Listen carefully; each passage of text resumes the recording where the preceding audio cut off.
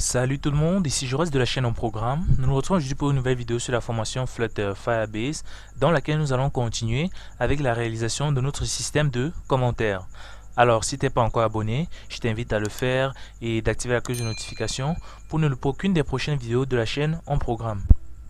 Dans l'épisode précédent, nous avons commencé avec la création de cette page-ci qui allait nous permettre de rédiger nos commentaires puis de les poster.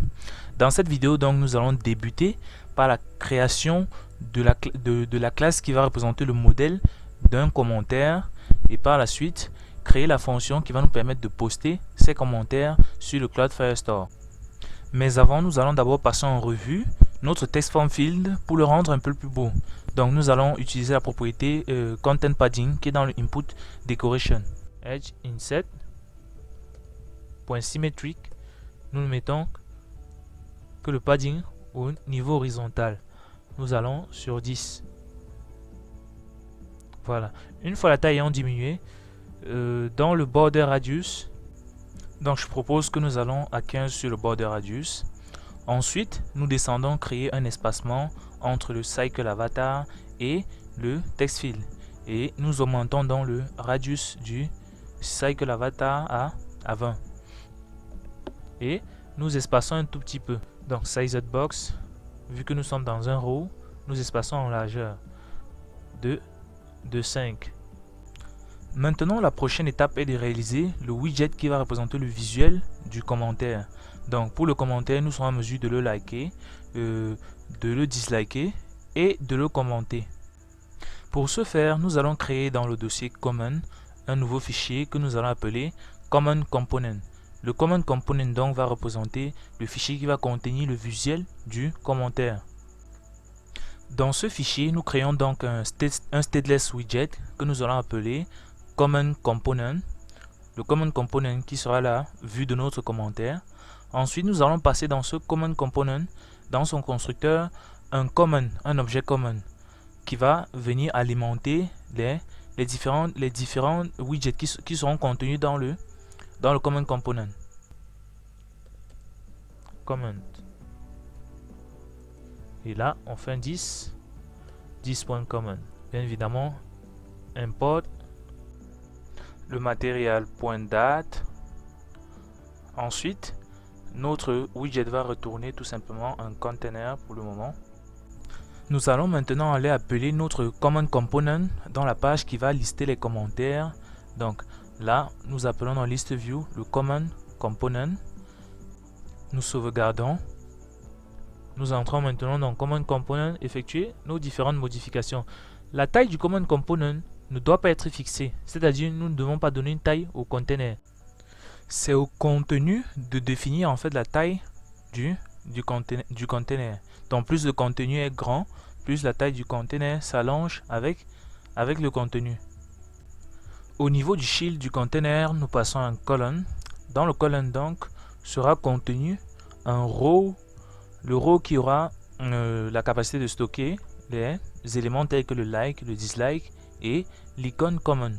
Donc pour éviter les tracasseries, nous allons tout simplement aller dans le fichier v4, donc véhicule 4, copier l'ensemble d'icônes que nous avons utilisées pour le like et le dislike des commentaires, des publications. Nous allons tout simplement revenir coller cela dans notre row en prenant soin bien évidemment d'éliminer d'abord les fonctions de like et de dislike que nous allons remettre plus tard dans la vidéo où nous allons implémenter les likes et les dislikes sur les commentaires. Après la suppression de tous les éléments inutiles, nous effectuons une sauvegarde. Donc là, nous avons déjà une base de notre commentaire. Maintenant, ce que j'ai à faire, c'est qu'à la place de commentaire, j'efface tout simplement commentaire. Nous allons laisser à ce niveau uniquement le nombre de commentaires. Vu que j'ai copié le row 2 fois, j'ai juste à venir sur le premier row et je fais un remove 10 widget. Je sauvegarde. Ensuite, j'aimerais que mes commentaires soient alignés plutôt de l'autre côté de ma page. Donc, j'ai tout simplement à mettre la propriété main_axis_alignment, main_axis_alignment.end dans mon row. Donc, dans le container, cela que sera disposé mon message. Donc, tilt, on met mes messages. Donc là, ce n'est qu'un brouillon. Voilà. Donc à l'intérieur de mon colonne, je fais un cross axis alignment. Voilà. Donc le message est au bout. Bien évidemment, pour que notre message n'occupe que l'espace requis, nous allons d'abord mettre notre colonne dans un row.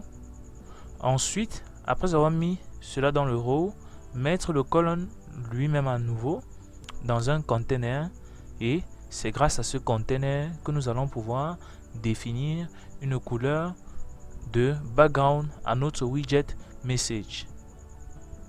Nous sauvegardons. Nous venons.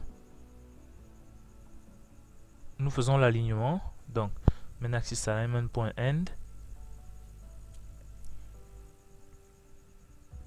Pardon. Main-axis-alignment.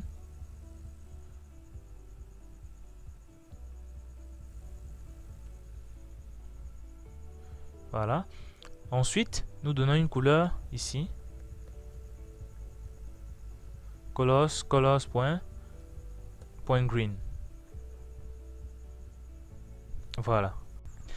Nous pouvons donc aller ajouter à notre row le widget padding qui va nous permettre de bien espacer notre widget message pour qu'il ne soit plus tellement collé aux extrémités de notre écran.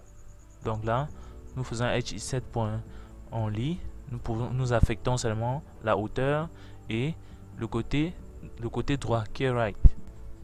Maintenant, au niveau de notre container, nous allons essayer d'arrondir les bordures avec un decoration. Donc, nous coupons le color. Sachez que dès que nous ajoutons déjà un decoration, le color ne doit plus être à l'extérieur du decoration.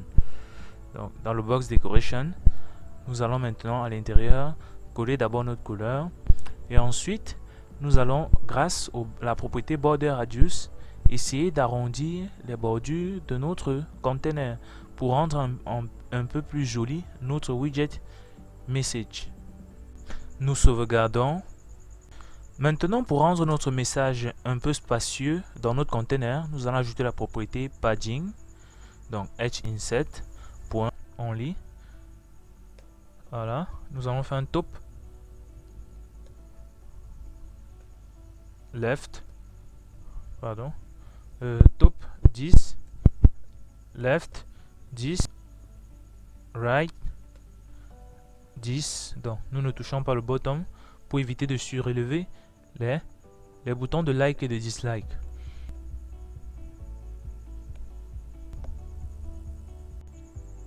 Là nous observons un overflow. Sans toutefois tarder, nous allons aller résoudre ce problème. Pour ce faire, nous devons récupérer la taille de notre écran grâce au Media Query. Donc, nous faisons un double width qui sera égal à Media Query point of context